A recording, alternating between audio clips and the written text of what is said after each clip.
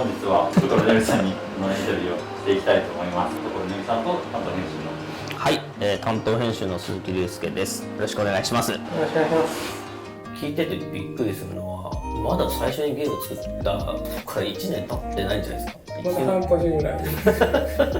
一人ぼっち学生を出した後に、心の余裕を持ちたいなってなって、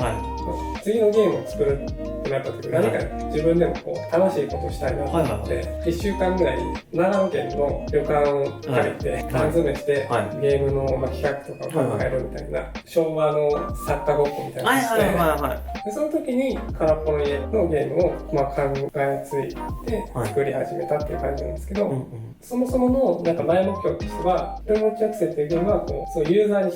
開いたゲーム、ストーリーもユーザーにある程度任せて、ユーザー参加型のゲームなんで、次、空っぽの家っていうゲームは、もうすごい閉じたものを作りたいなと思って、ストーリーがきちんとあって、ストーリーを全て見たら終わりっていうゲームにしようと思って作ったんですけど、開いたゲームと閉じたゲームっていうのを交互に作っていこうってその時になぜかわかんないと思っていて、次ちゃんとユーザーさんが参加できるようなゲームを作りたいってなったんですけど、京都のユニティの会みたいな京ユニっていう会があって、その会にたまたま隣に座った人がなんかいろいろ話しているうちにユニティを使って天気情報を取得できるっていうサービスがウェブに教えてくれて、次のゲーム何作ろうかなって考えた時に天気情報をなんかうまく使いたいなと思って、雨が降っている時にしかできないゲームを作ったら面白いんじゃないかって思って、その上でユーザーがきちんと参加できるようなゲームっていうので雨の降る星っていうゲームができて、そのゲームは、雨の降っている時だけ惑星に覆ってるスモークみたいなのが晴れて、戦車みたいなのが歩くことができて、でその戦車が死んだ時に、遺言みたいなのを残せる。でその遺言を他のプレイヤーが拾っていって、どういう遺言をその人が拾っているかっていうのが分かるというか、戦車の死体を拾えば、その人自体も遺言もあるし、その人がどういう遺言を拾ってきて今ここにいるのかっていうのが分かる。人の持ちアクセルしたような単発的な一つのメッセージじゃなくて、コンテキストというか文脈ごと一つの塊としてメッセージを残すと面白いんじゃないかと思って作ったのが雨の降る星っていうゲームでしたね。雨の降る星を出した頃に1年経ったって感じだったような気がします。雨の降る星終わった後、次はお別れの星ですね。今までずっとスマホ向けに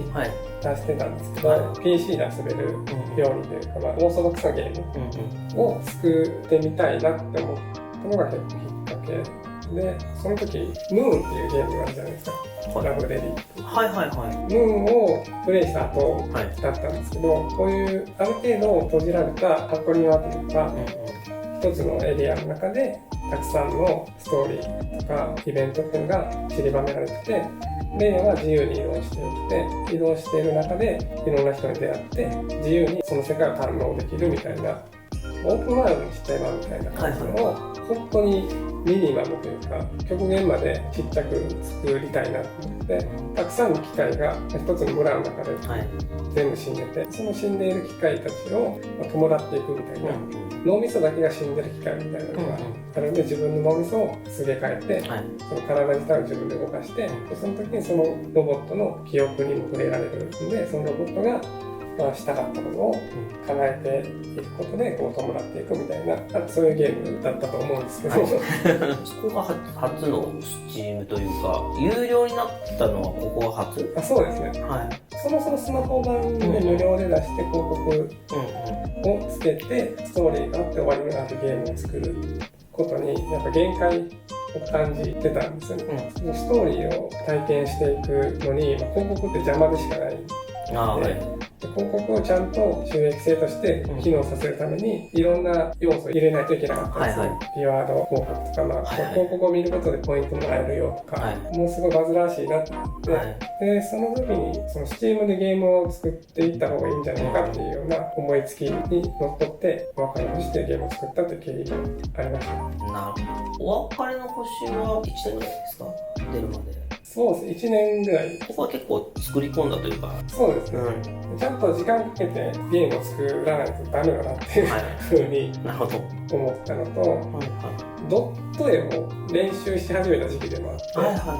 それまではフリー素材とかデザイン素材とかを買って、それをこう組み合わせて、一つのオブジェクトを作るとかデザインを作るっていうふうに言ってたんですけど、これでできることって本当に今自分がやってる世界とか機械たちが暮らしてる世界みたいな、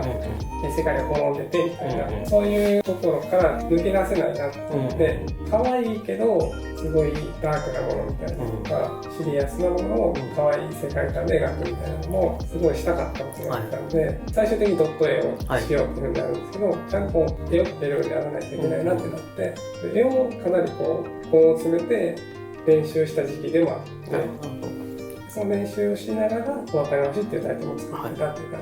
じです。そのあたりからなんていうかトータルでクリエイターとして足腰鍛えるじゃないですけど、スキルを明確に意識してスキルアップを図ったって感じですか？そうですね。次のタイトルがリーナルサマー。